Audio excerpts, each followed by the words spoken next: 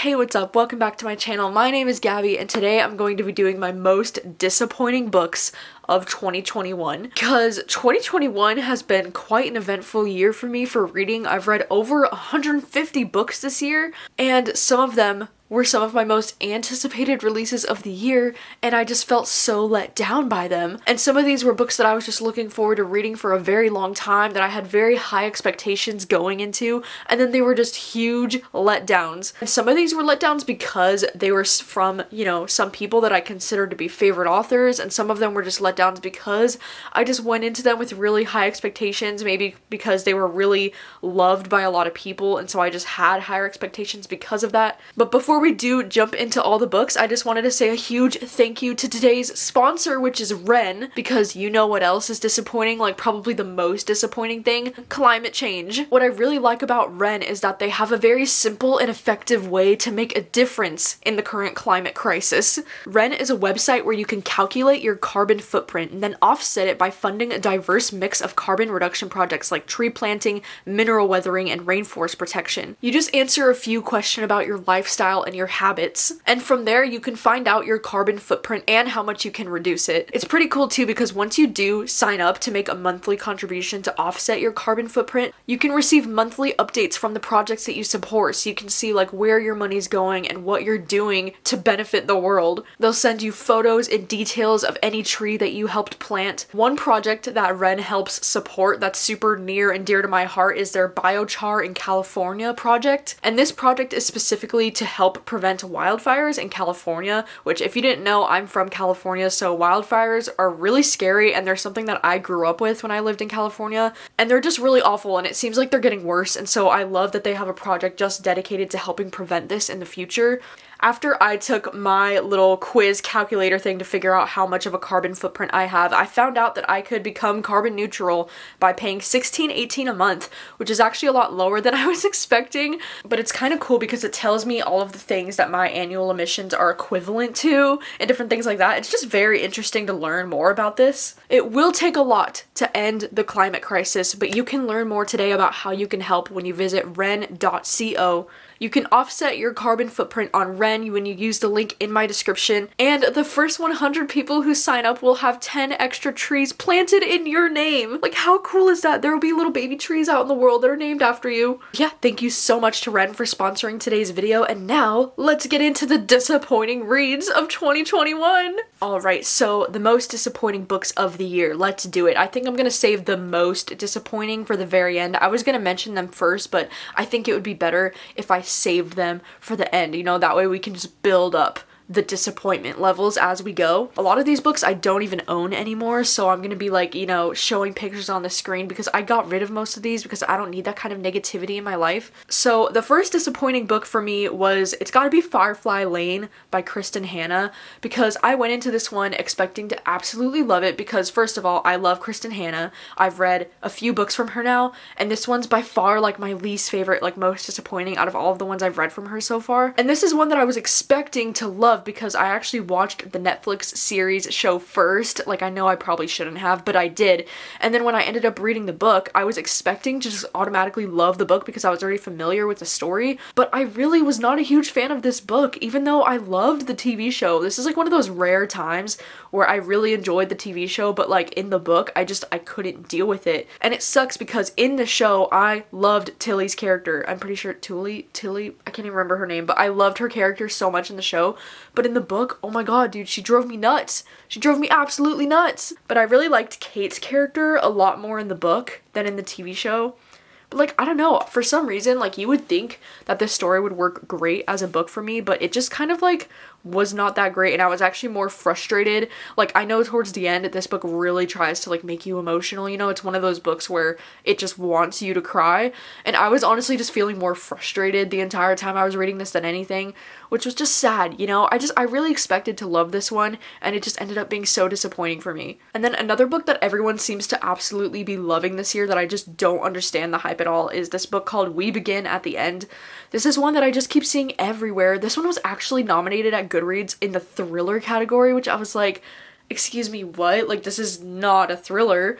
This is like a general fiction, almost like historical fiction type of feel book that's about this older man who develops this friendship with this younger girl. It's not like a romantic relationship, it's just they've both been through a lot of hard times and they just start to develop this friendship. And I don't know, I just thought that this book was so boring and so slow, like nothing even happened. I didn't connect with the characters very much. I do think if you enjoyed the book Where the Crawdads Sing, it definitely gave me those kind of vibes, which that was another book that I personally didn't really enjoy. But if you did enjoy Where the Crawdads Sing, I feel like you would probably really enjoy this one, because they have that like similar vibe to them, and I can't even explain why or how, but they just remind me a lot of each other. So, you know, if you enjoyed that one, you would probably also enjoy this, but I didn't enjoy either. I was just not having a good time. And then another book that I thought that I would really like, just because a lot of people told me to read it and a lot of people said they think I would like it, is An Absolutely Remarkable Thing by Hank Green. And this is one that I don't know, it was sitting on my shelves for a long time. Like I had this one sitting on my shelves for a few years probably, and then I finally decided to pick it up because I got inspired, because I kept seeing this book on a lot of people's like my favorite books of all time lists. And so I was like, okay, there's got to be something about this book, right? And so I was reading it, and like in a way I do understand why people would think I would like it, because it does sound like something I would like. You know, it's kind of like a early contact with like aliens or something like that kind of story, but also the characters in this book just drove me nuts. And even though I don't think this book is young adult, it reads so much like young adult. And I don't know if it's just because, you know, this is Hank Green, it's John Green's brother, and there's just something about like John Green's style of writing young adult that just irritates me. I don't know what it is, but it just feels so like cliche and over the top, and I kind of felt the same way about this one. Like I just didn't really like the writing in it. I didn't like the characters. Like the premise was super cool, don't get me wrong, like I loved the premise of it and the idea of it, but oh my gosh, the execution, like I just didn't like any of these characters, and it just kind of drove me nuts. So yeah, I was kind of disappointed by this one. And then same with Goblin by Josh Malerman. This is another one that I would have been perfectly happy if this book sat on my shelves forever looking beautiful, but oh my gosh, I couldn't even, like, I DNF'd this book like halfway through, and this book is a bunch of different short stories, right? So like I know realistically I probably should have just read the other short stories because they might all be different from each other, but I only really enjoyed, like, there's like a prologue in this book. It's not even one of the like official short stories in it, but the prologue of it was really good. I thought, like, it was so freaking good. But then the first three, I think, short stories were all like 1 or 2 stars for me, and I was like, what the heck is this? It just ended up being so disappointing, which I was sad because this cover is so cool, and I love the idea of, you know, these short horror stories that are all taking place in the same town called Goblin. I just thought this had like the coolest setup and the coolest premise, but Josh Malerman, I don't know, he's so like hit or miss for me. Like sometimes I really love his books and then sometimes I really don't. So unfortunately this one was just a huge miss for me. I just did not like this one. And then I have 2 romance books that I was pretty disappointed by. The first one is Isn't It Bromantic? And this one, I'm not totally shocked that I didn't like this one, because lately I feel like the Bromance Book Club series, it's just gone on a downward trend ever since the first book. Like, I only continue to read these books because of how much I loved the Bromance Book Club, like the first book in this series. It's one of my god tier all-time favorite romance books. So for that reason, I feel like I want to read all of the Bromance Book Club books, but then they just always end up being slightly more disappointing than the previous one, and so on.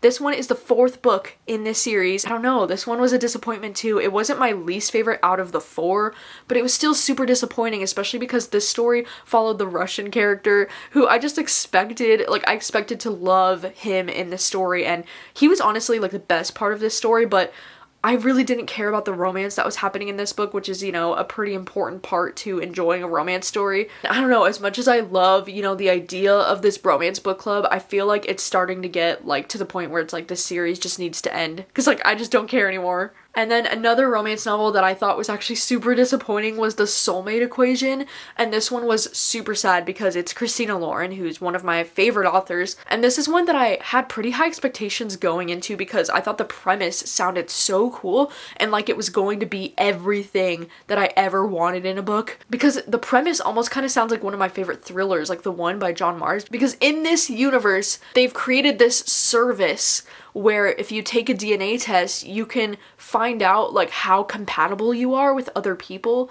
you can each take a DNA test and then they could say, oh, you're like 50% compatible or something. In this book, it's like super rare to get more than like a 90% compatibility. Like you're basically soulmates if you have more than a 90% compatibility. And it's about how our main character takes this DNA test and she gets like a 93% compatibility or something with this other guy. And this book was just, I don't know, it's like the concept of it was so freaking cool, but also like these characters were just so boring and forgettable and frustrating at times. Like I was not a huge fan of the dude in this book. I don't even remember his name.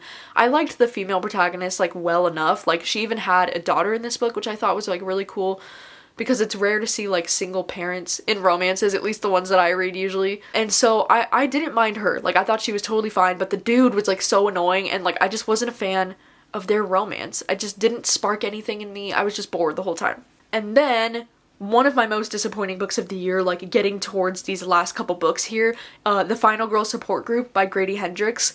I expected to absolutely love this, okay? I mean, this book even won the horror category on Goodreads, which first of all, I don't even think this book belongs in the horror category, but that's a whole nother topic. But this book, it seems like everybody's loving the hell out of this book. I mean, it literally won the category on Goodreads, and when I read this book, I was so freaking hyped because I love Grady Hendrix. Most of his books, I've loved most of his books. But this one, I just do not understand the hype with this one for the life of me. And this book is a lot more like thriller action, if anything. It's not horror. And I don't know, like, the whole like idea of this book is pretty cool because I do like the idea of all of these final girls, you know, having this support group together, and then when one of them starts getting picked off one by one and then they feel like they're under attack again and it's like their lives are in danger again. It's like a really interesting concept for a story, but I don't know, the execution just wasn't great. I wasn't a huge fan of the main character in this book. She just kind of drove me crazy. I don't know, just everything about this book was so disappointing. I ended up DNFing this one like 200 pages in or something. I just couldn't care. I just couldn't care. And like that's so disappointing to me. That's sad. I wanted to love this one. And then another disappointing book by one of my favorite authors this year is Every Value Break by Peter Swanson. This was actually a BookTube book club pick this year. And Peter Swanson is one of my favorite thriller authors, so I think that's especially why I was so sad that I didn't end up loving this one the way that I was expecting to. This one also had a really great start, and I think that that's what made it so disappointing for me, is because I thought this book was going to go places. It just had the best setup, you know, the best vibes. It was like this honeymoon, like this couple was on their honeymoon, but he took her to this like very private island, and this island was just very suspicious and very shady. Like they would make them put their cell phones like in the front office, like they couldn't have their phones on them. She notices that she's one of like the only women on the island, like all the staff is male, and just like there's a lot of really creepy things and a really great setup in this book.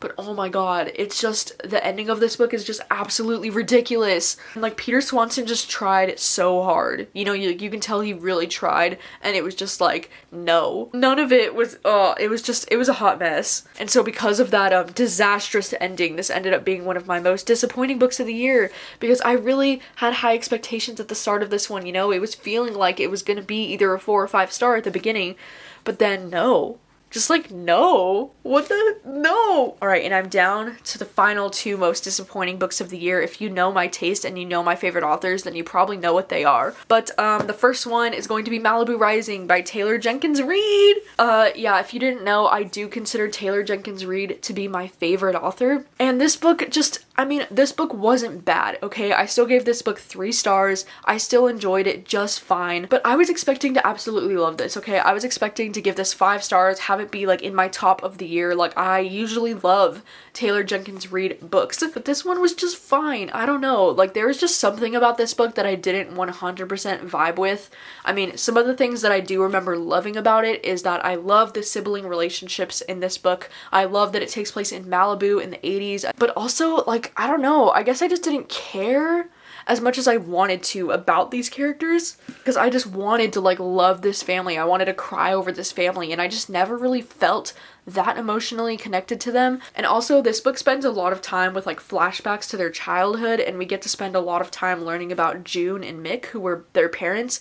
And I was just really bored, to be honest, by the parents' lives and like what was going on with them. I just didn't really care to read about the parents' point of views in this book for some reason. And then also, like a lot of other people mention when they complain about this book, is that in the second half of the book we pretty much only get present day point of view, and this entire story like takes place on the same day. It all takes place during this huge party that they're having in Malibu. And while the party scenes did have major like California mansion in Malibu kind of vibes, which was kind of fun, it was also just like really strange because we would get like random point of views of characters like we don't even know, and just like a bunch of random things that just felt so unnecessary. I don't know, like while I did love Nina's character in this, she was probably the only character that really stood out to me that I'm really gonna remember from this book. There was a few good like family, you know, confrontation drama moments at the end that I'm going to remember, but otherwise, I don't know, the story's pretty forgettable, to be honest. Like, it's not a new favorite, and I just expected so much more from this, you know? Maybe my expectations